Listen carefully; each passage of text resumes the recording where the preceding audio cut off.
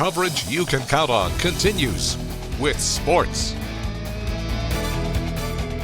Good evening and welcome back. I'm Blake Dollier filling in for Marty Ledbetter. It might take an absolute miracle, but the Bears are still not technically out of that playoff race. Going into Week 15 in the NFC South, an interconference battle will kick off tomorrow between the Bears and the Minnesota Vikings.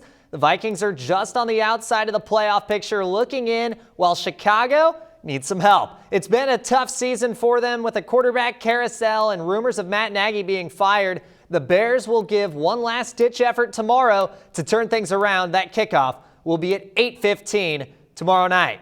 Now moving on to Indianapolis, facing New England last night, some trickery.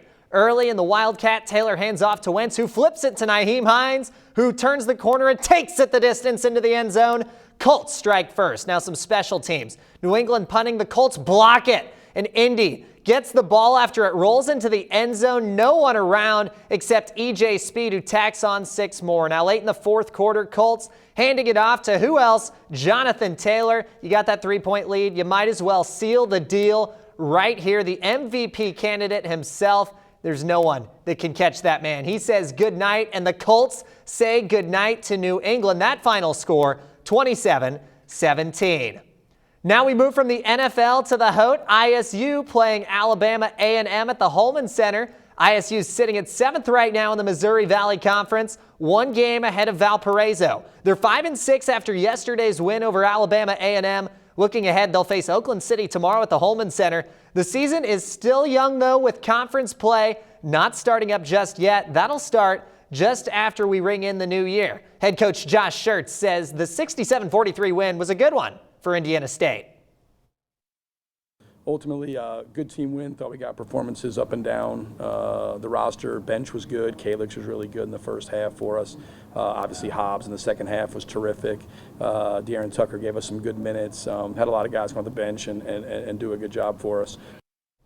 You heard a few snippets about it yesterday on Sports 10 about Purdue's big win over Butler in the Crossroads Classic. They took care of business yesterday, 77-48 against the Bulldogs. Now, as you may know, this year is the last year they're having the Crossroads Classic. After 11 years of this tournament at Gainbridge Fieldhouse, it's going away. This is something Purdue coach Matt Painter's been rather critical of. He said in the past how the tournament does good for teams whether they win or not. Here's his reaction to playing in his last Crossroads Classic.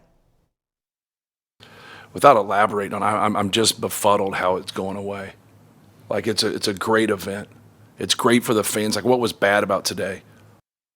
Indiana had themselves a day yesterday against the Notre Dame Fighting Irish. Trace Jackson-Davis had a double-double on the day with 17 points and 12 boards. They'd go on to win this one by 9 after a solid run to build some momentum going into the second half. Now, Notre Dame's usually pretty good, but IU has the best record against them in the Crossroads Classic. They're 5-1 against Notre Dame during this tournament. Head coach Mike Woodson said yesterday he's going to hold his team accountable after a few miscues nearly cost them the game.